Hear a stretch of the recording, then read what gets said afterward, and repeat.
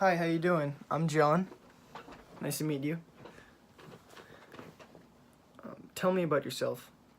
Well, I was born in Weymouth at Social Hospital, but now I live in Braintree. I lived in Braintree my whole life, and I am currently a senior at BHS, Braintree High School, and I am about to apply to college. What is your greatest strength as it relates to your career goals?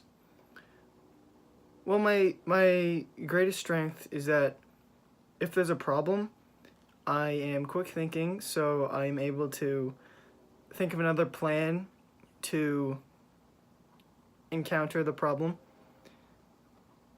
so there won't be a hitch in the road. I'm always up for a new plan if there's something wrong with it. So that's one of the strengths. I can quickly think of a new idea. What's one of your greatest weaknesses that relates to your career goals? Well, I sometimes take too much time on things because I want them to be perfect, but sometimes it doesn't have to be perfect all the times. It just has to be finished fast. So that's kind of my weakness, I guess. Describe a situation where you came up with a creative solution to a problem. Well, at the nursing home where I work right now, we my job is usually I put plates on to the trays for the old people or the seniors to eat. And sometimes the plates are just extremely hot because they were in the wherever the plates are held. But I came up with an idea one day where I'd wrap a towel around my hand and I wrapped the towel around my hand and put elastics around it so it'd secure the towel on my hand. And from then on, I usually did that, but it solved it. It solved it because I was able to hold the plates longer with the towel on my hand. Tell me about a time you worked with a difficult person, how you worked through the situation. Honestly, I don't really choose to work with difficult people. The people I usually work with are they're usually cooperative because I'm a genuine and nice guy, so I'm not rigid to anybody, and I'm open to new ideas from anybody, their ideas. Yeah, difficult people, it's not really, if I did work with difficult people, it's not really a challenge because whatever they want to do, I'm always open to it. What interests you in applying for this position? Tell us about your work history, or if it's a college, tell us about this position, college. Well, over the summer, I was able to tour Babson, and it was cold when I toured. Actually, it was like it was really, I don't know why it was cold, but I toured Babson. And I really liked the campus. I really liked the atmosphere and how enclosed, not enclosed, but how tight knit it was, and how good the community was with each other, and how all the students were so helpful. When I was on the tour, my tour guide was so nice, and that's just why I like the community that Babson offers. And yeah. Describe supervisors or teachers that you have found easy to work with. What about the most difficult? I gotta say, the teacher that is my favorite to work with is definitely my physics teacher, Mr. Dembro. My physics teacher, Mr. Dembro. Because he took a lot of time out of his day to make sure that I was getting using all my potential I could in physics class. So he'd take out his time out of the day, and I believe that if teachers really care about their students, then it just helps the students so much more when trying to do work. So with most difficult, I wouldn't say it's the teacher. Well, I wouldn't say it's the teacher's fault. It's mostly like assignments and all the hard work, all the hard assignments that they assign, but they don't offer help. So You've probably had this experience. You worked hard on something only to be told that priorities changed and you have to do it another way. How did you handle it? Well, I would start the project again and handle it. I'd handle it well because if it's not going to be right the first time, then there's really no reason to turn it in if it's going to be wrong. So you might as well just do it the right way. What kind of problems have you had in switching from one class to another? I wouldn't say I had any problems because I don't think I've switched out of a class because once I'm in the class, I'm usually in love with the class and the curricular and assignments and all that. And even if it's hard, you just got to push through it and stay after with the teacher, I guess, and always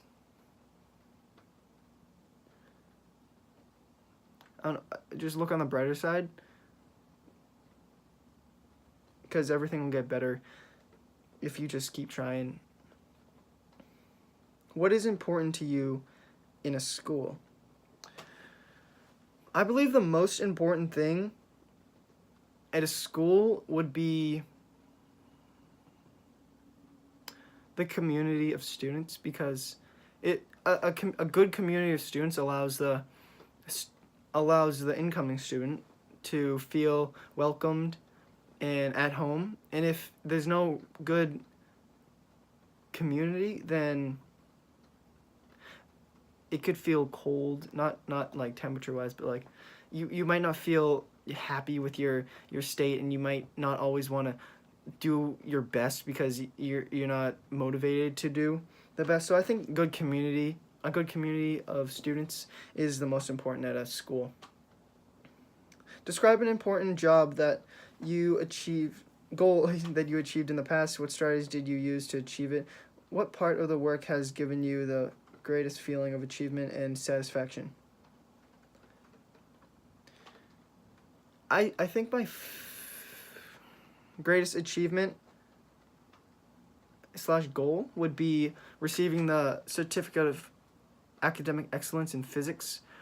This was because I worked so hard in junior year with Mr. Dembro, and he helped me so much after school, and it just truly paid off. And I was very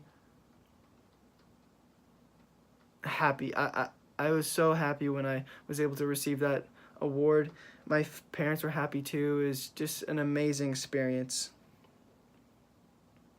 What are the most important leadership responsibilities you have taken on, and how well did you like them?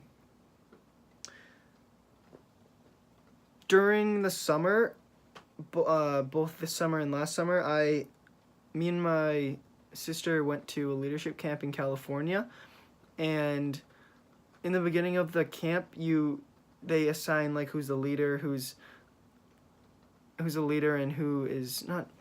Well, all leaders, but I was assigned to be a leader, and it just was a great experience because I was able to lead my team through projects and activities like team building projects, and I thought that was great because it really showed me how powerful you can be if you have the right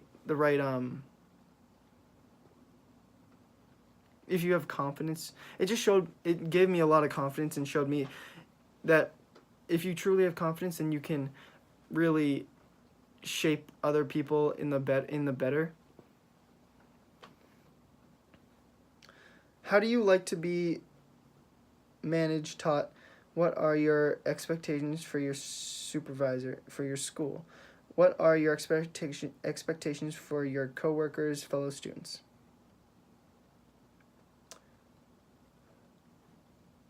Well, I really like it when I can connect with the teacher, because if I can connect with the teacher, that means I can work better on my homework because I won't feel like nervous going to the teacher after school and asking for help on the homework because I'll already have introduced myself And if the teacher, it's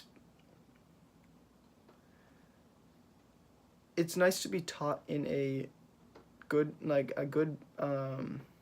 environment, because it allows the student to think more. It's and if the teacher is open to getting wrong answers, that's good, because a student can answer wrongly and not be criticized for it. I think not being criticized for saying something wrong is probably the best way to get taught, because you don't want to be in an environment where you have to say the right answer all the time, because you sometimes won't want to answer because you don't want to be be criticized in front of the whole class. I think that's the best one. What is it like to work with you? How would your friends describe you? I am very understanding to other people's ideas and their I guess their ideas and all that. I I accept everybody, and I don't try to shoot away someone's idea just because it might be wrong. Because nothing is wrong. It's someone's idea, so you can't just shoot it away. You have to let them explain. I let them explain. I'll let them have a voice, and yeah. What part of your schoolwork have you found the most frustrating or dissatisfying? I feel like the most frustrating thing about school work would be the length of time it takes to do it, because it's just some homework that teachers give is just so long and tiresome. I feel like it could be used in such a more satisfying way, like learning, maybe researching about a topic that you'll be learning in the future of class. Maybe that's a better way to use time than just doing homework that you already learned in class. If you already know it, you don't have to do it at home, I guess. What do you do to keep informed about possible work-related problems, world events? I read the daily ledger. It's good to read the daily ledger because it keeps you informed about the world. In a way, you're not lost, I guess, when people are talking about it on the daily. Hence, daily ledger. Describe a project or idea you started. How did you know it was a good idea?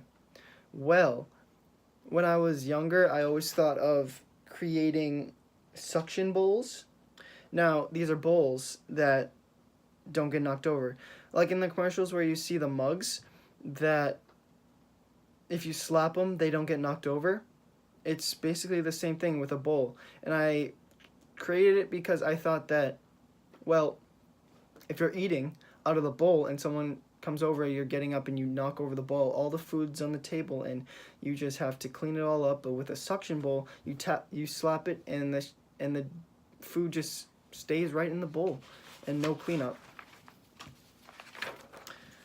What kind of problems have people recently called on you to solve? Tell me what you have devised.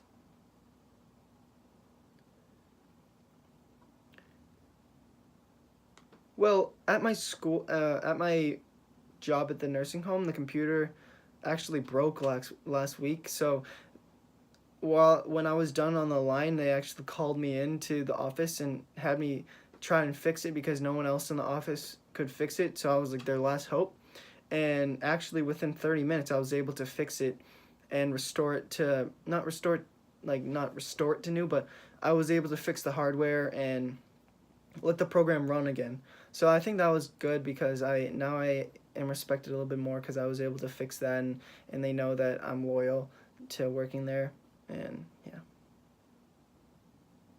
Describe a situation in which you were able to read another person effectively and guide your actions by your understanding of his or her individual needs or values.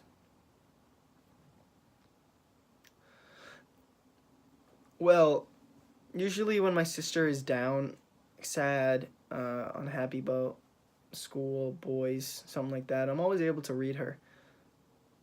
So I am able to do things that cheer her up, because I'm always that guy that wants to cheer people up. I don't want to see people when they're sad.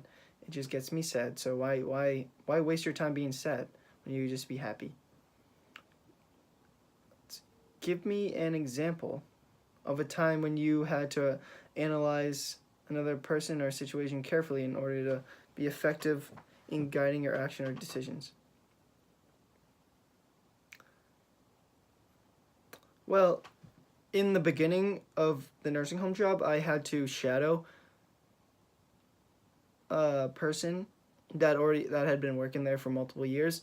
So I took their knowledge of their position, and I gave it to myself so I could in the future help someone else when they were new, and I could train them and add my knowledge of working there for multiple years, and then the person that trained me their their knowledge of multiple years of working there. So it just adds more benefit to the next person, I guess. So if you really pay attention to the people that help you out, you can better help the other people that try to get information from you.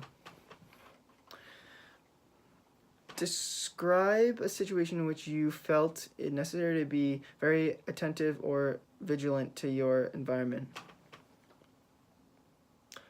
I believe that when driving, that you have to be extremely vigilant and attentive, because at a split second anything can happen, and you just have to be completely aware of your surroundings and the car in front of you, car behind you, car next to you. You just have to be extremely vigilant of your surroundings, because anything can happen in a split second. You don't know, you could get in a crash, you could do other things, and it's just you have to be extremely attentive.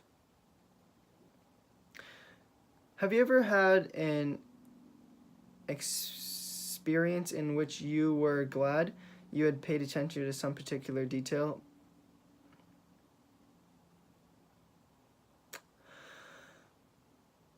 Well, during my junior year, I gave myself a goal that I pay extreme attention to school and work, not work, but like schoolwork.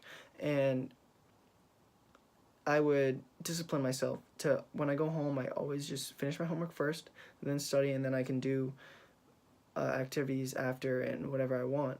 But it really paid off, because in my junior year, that was my best year, and it was my time to shine. It was so rewarding after I put so much attention in junior year, and it really paid off in the end, because I was able to attain multiple A grades, and it was very rewarding.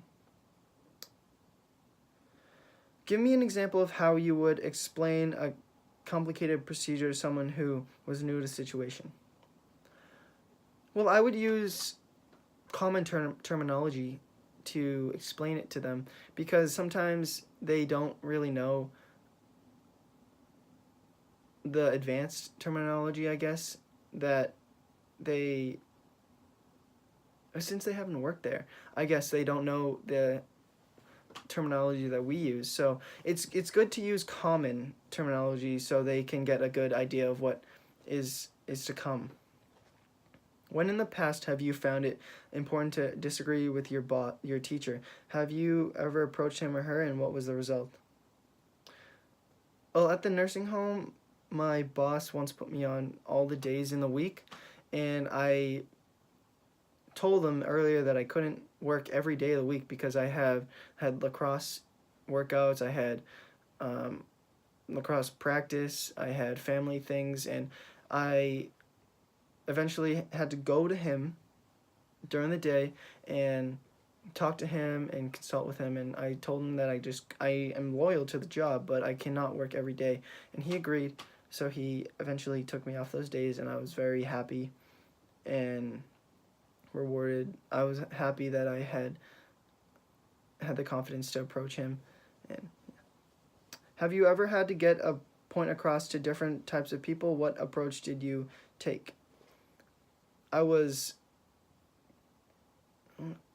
commanding, I guess, because if you're not commanding, no one's really gonna listen to you. I was loud, but loud with, like,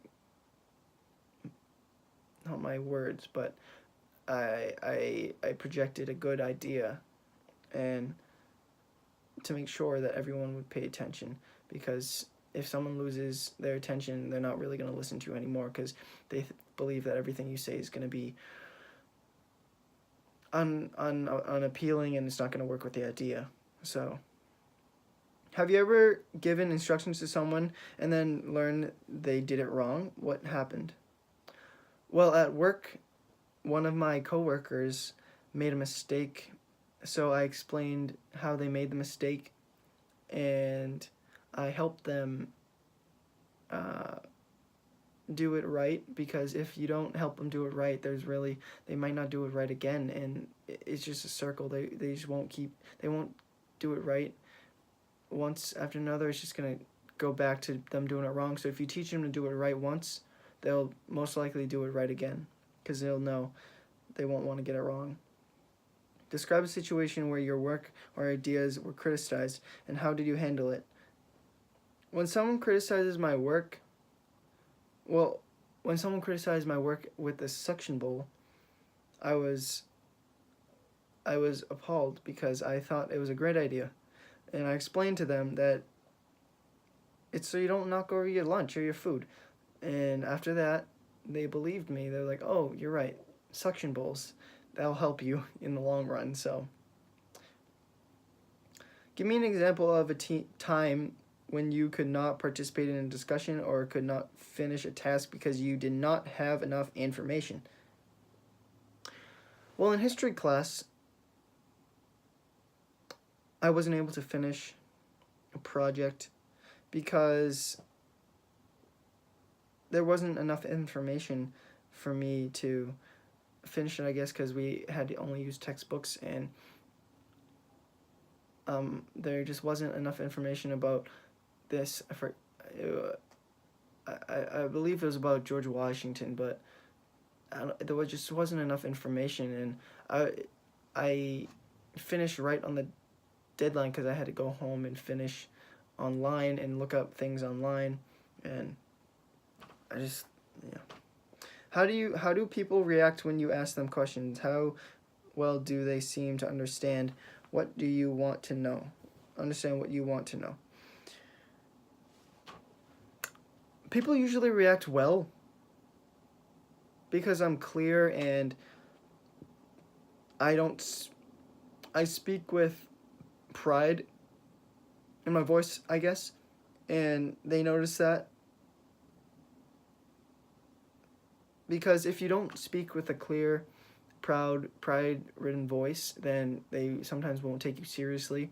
So I believe that if you say your idea with confidence, they'll accept it as their own. So you just have to have confidence. People always believe, because I always have confidence when I answer or ask questions.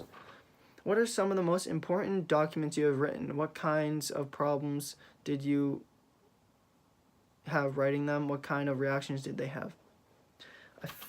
My most important document would have to be my college essay. This is because it was very personal to me. It was about my grandpa's death, and it was hard writing it because it just brought back not bad memories, but the good memories that I had before he had passed away, and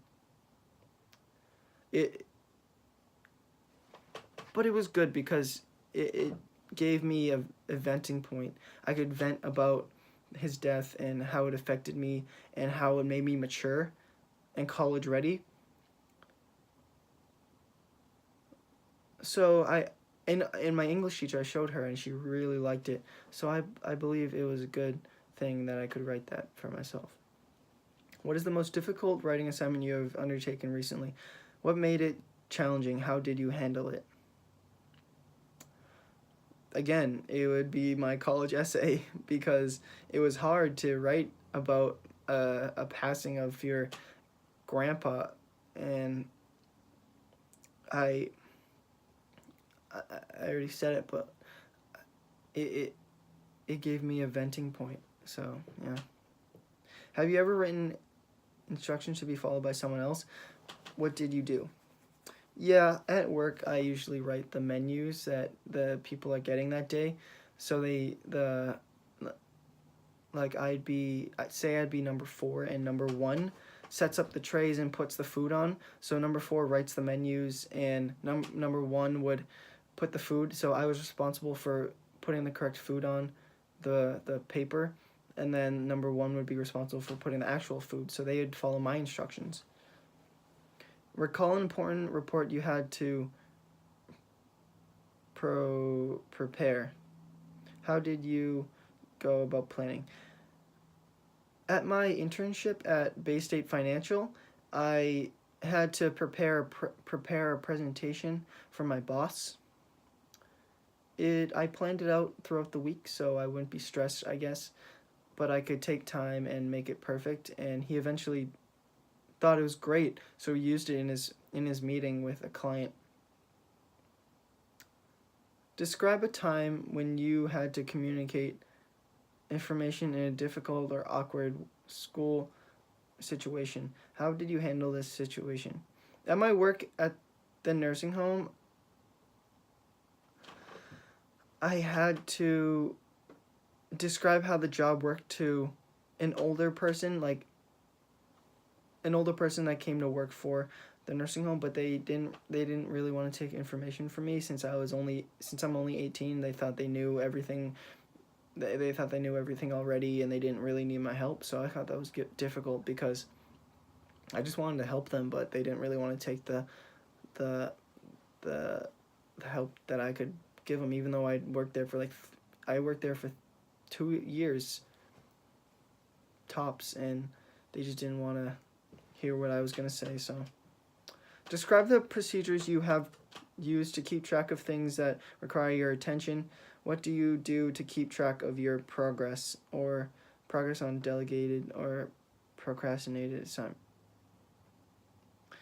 Well, at my desk in my room, I have a whiteboard that I keep over my desk, and I write all my assignments on there for the week, and after I'm done with the assignment, I check it off to show that I have finished it, and I don't need to look back at it again, so I don't have to waste my time trying to go back to it. I can just focus on the new assignment. So I think that using a whiteboard is really helpful with sorting out your ideas or your assignments throughout the week. Describe what work-related or school-related problem you had to face recently. What procedures did you do to deal with them? At work, at work, my boss put me on every day, so I had to consult with him and tell him that I couldn't work every day, even though I was loyal. So I showed that I was loyal to the job I was doing, but I just couldn't work every day.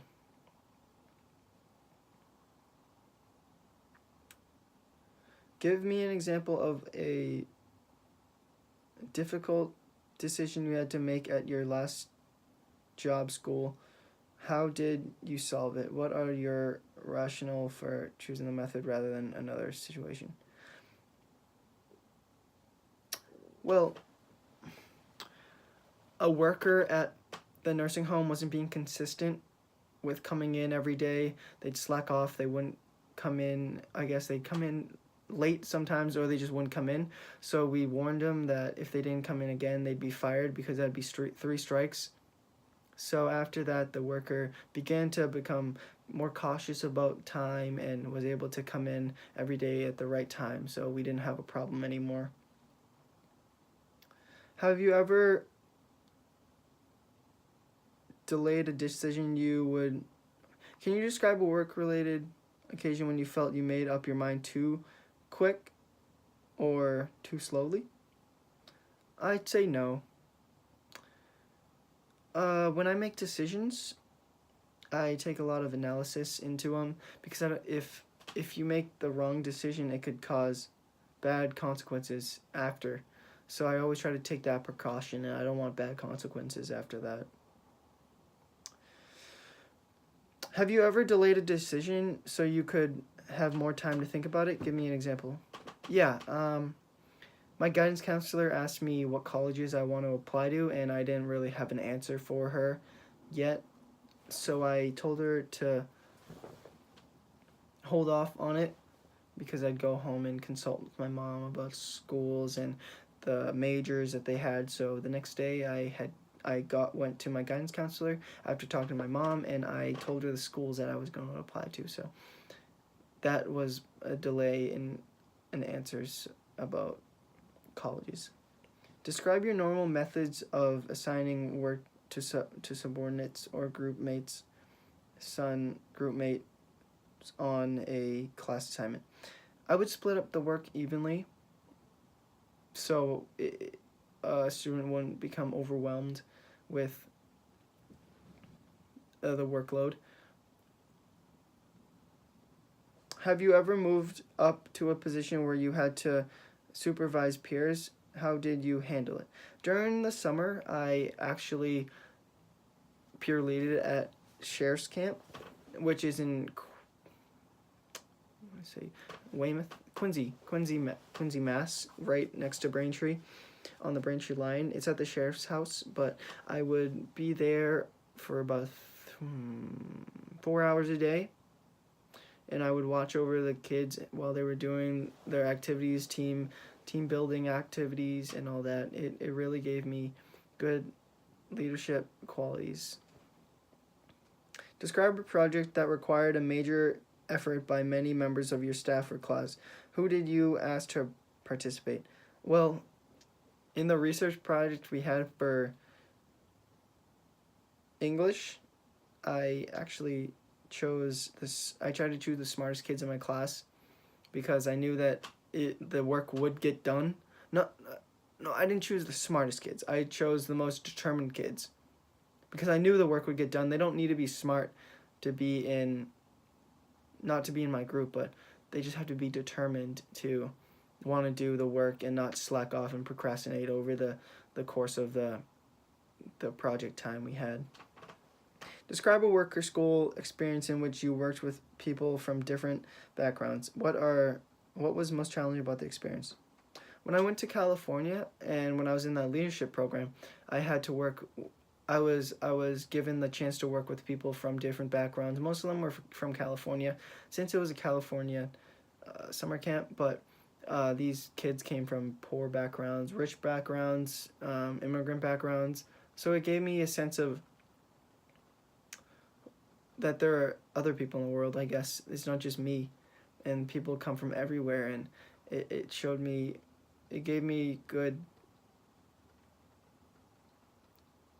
I guess, confidence in myself that I can work with other people and not just people that are just like me.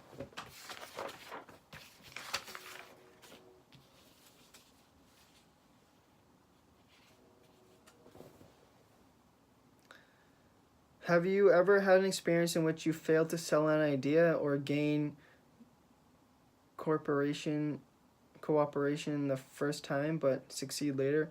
What was the difference?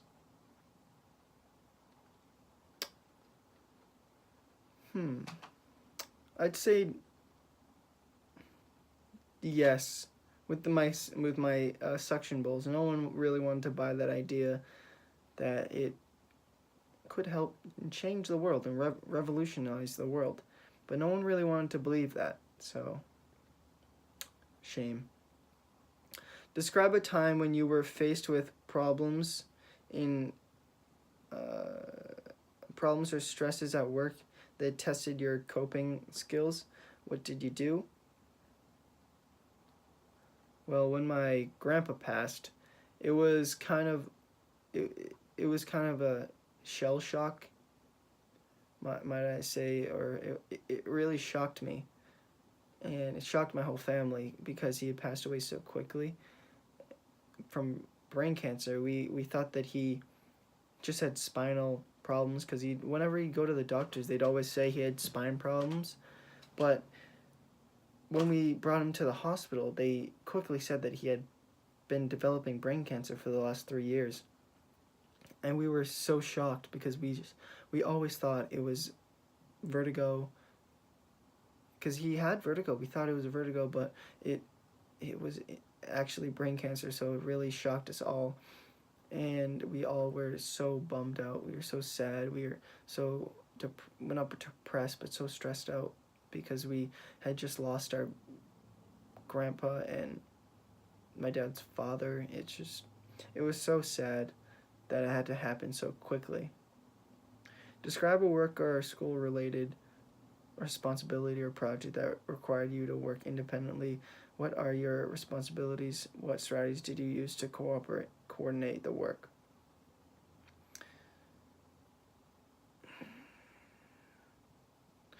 Well, during history class, we were usually required to work by ourselves. So we would have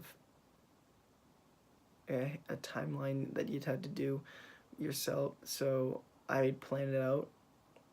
I used to be a bad procrastinator, but over the years, over my high school years, I began to fix that bad habit. So I usually plan out over the week, and I show myself goals that I need to accomplish over the week and what I need to do to get it done on that due date. So I even though it's an independent project, I'm able to finish it myself. I don't need anybody else. It just, if I am determined to do it, I'm able to accomplish the goal. To think of a time you had a leadership position, what are the limits of authority in your position? Did you ever find it necessary to go beyond? Well, in the peer leading, while I was a peer leader at the sheriff's camp, I wasn't able to start any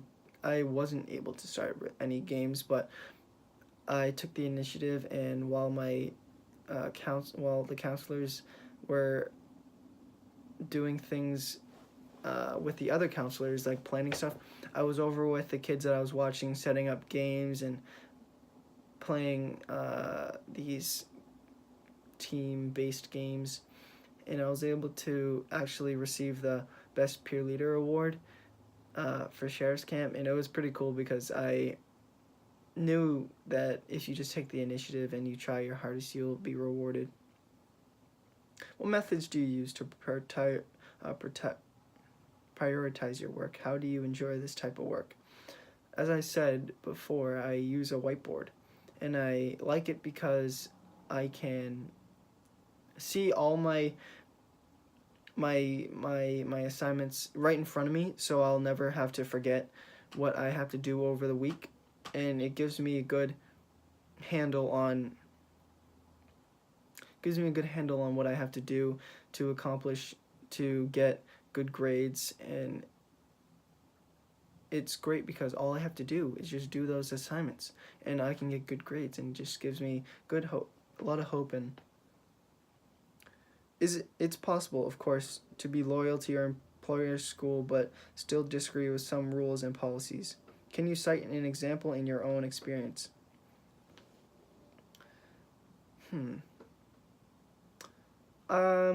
Yeah. I believe at school we have to wear some schools you have to wear uniforms, I guess, because it's a private school or something like that, but I feel like uniforms are kind of redundant because you're taking away the student's ability to express themselves as a human or express themselves as whatever they want to be, and you're taking away their creativity within clothes, I guess.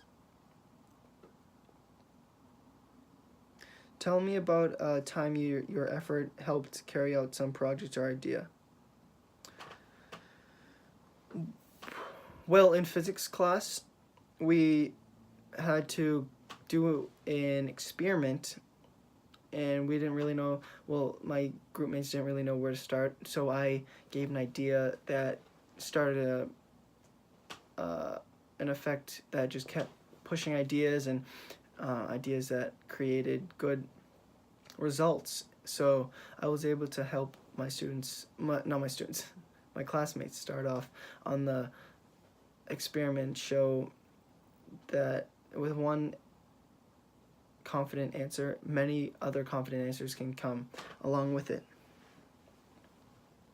Describe a way you improve the organization of a system or task at your present job. What have you done to make your job easier or more rewarding?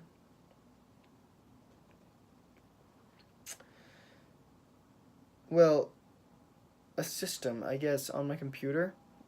I organized it so it's easier to navigate, so I don't have to spend so much time trying to get from one place to another on my computer. I can just click and I'm there. So I think that's more rewarding now that I am organized on my computer, and I can spend less time searching things when I can just get it quickly after organizing it.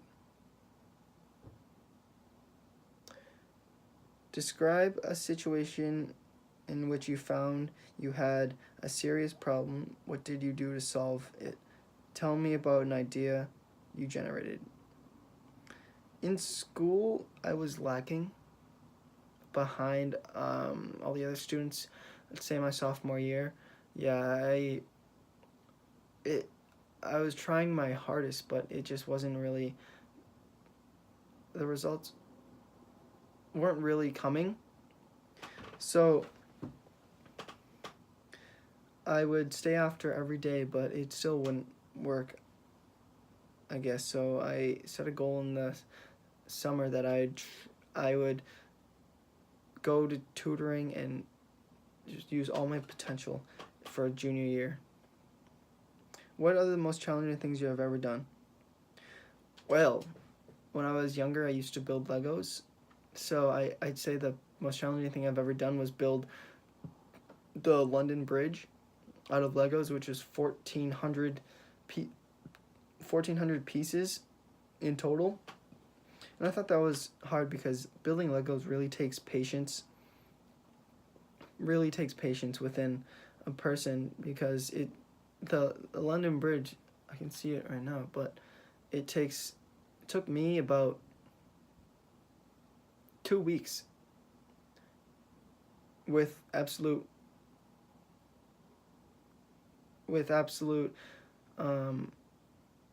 focus and determination. It can really help you learn more about yourself and how patient you really are.